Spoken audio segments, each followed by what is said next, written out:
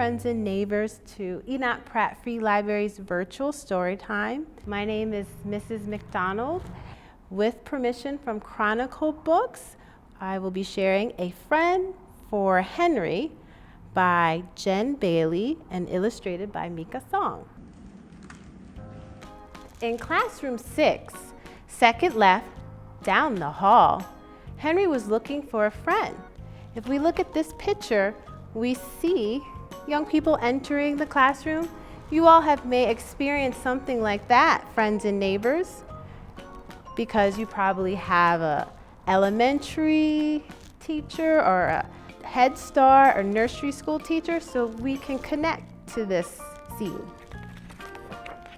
It couldn't be Gilly, who circled her fishbowl.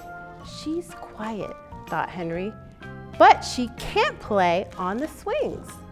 It couldn't be Mrs. Magoon. Who knew about hugs? She shares, thought Henry, but she has to. Could it be someone else in classroom 6?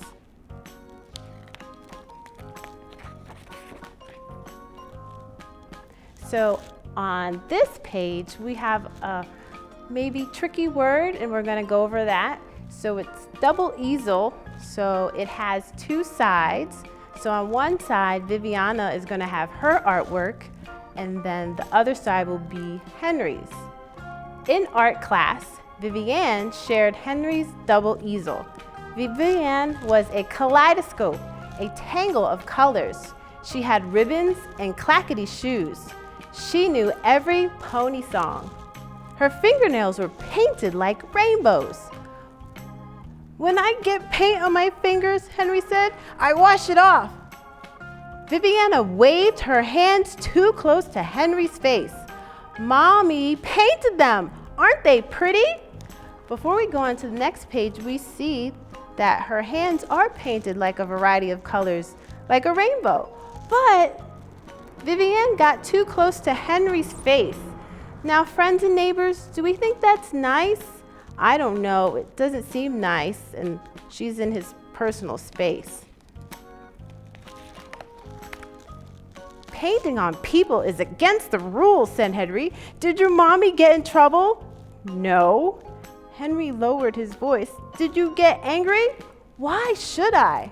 But Viviane was very angry later. He ruined them. She likes rainbows, Henry explained, and he thought a friend would say thank you. Reading time was Henry's favorite. My friend will like it too. It was Henry's turn to put out the carpet squares.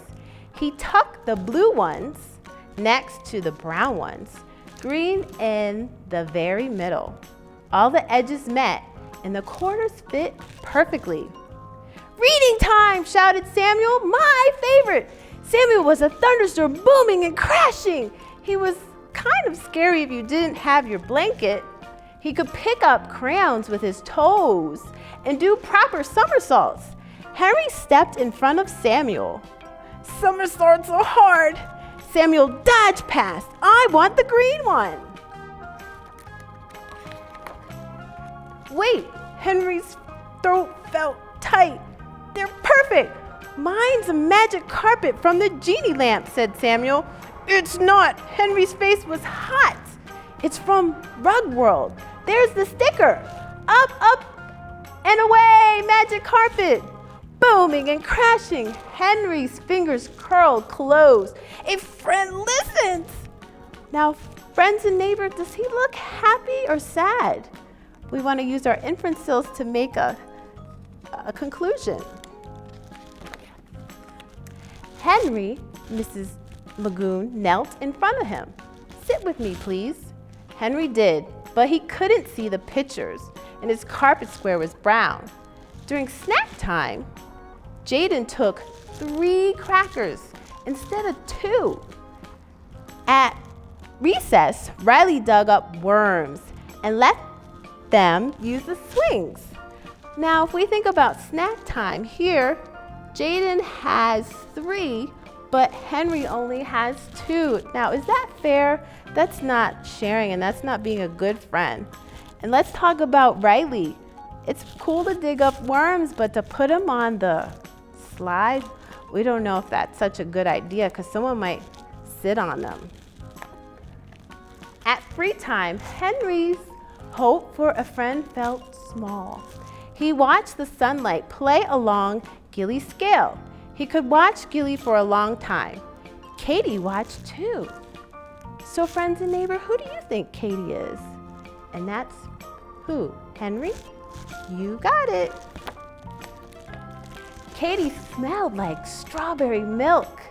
She read storybooks all by herself. She slid down the big slide, sometimes backwards. The big slide is too big, said Henry. Before we go on to the next page, let's talk about Katie. She likes to slide down the slide backwards. Before you do that, neighbors and friends, you want to ask an adult because we want to be safe and also have fun. Now let's continue on. Gilly floated past. She's shimmery, said Katie, but she doesn't blink, said Henry. What does she do?